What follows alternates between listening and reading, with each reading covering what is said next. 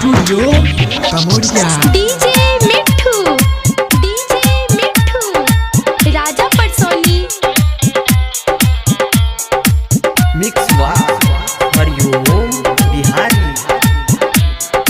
Mix वा हरिओम बिहारी।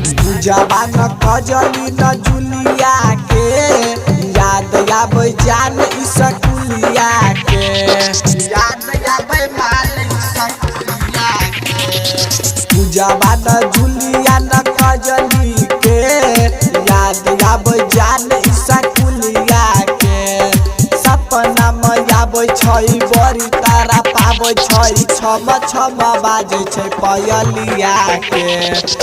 जवान कजली न जुलिया के याद आब जान स्कूलिया के। डीजे मिट्ठू राजा परसोनी।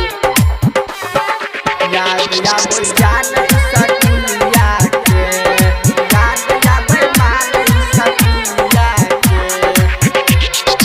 कोचिंग क्लास करे साथे साथे पढ़ले कहे छलै के सब प्यार नहीं कइले।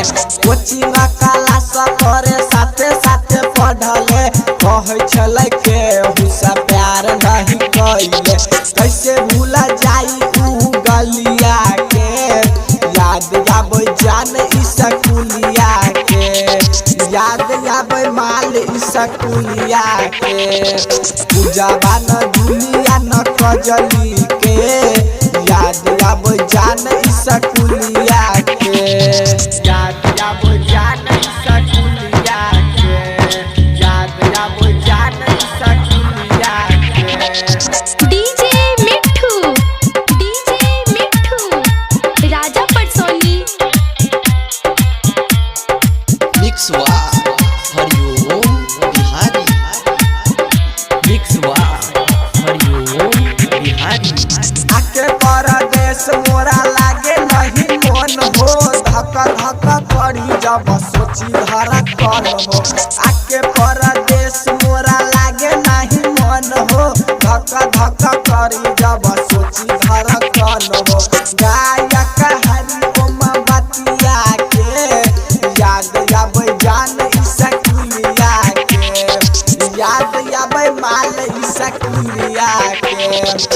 जवान कजली न जुलिया के याद आब जान स्कूलिया के।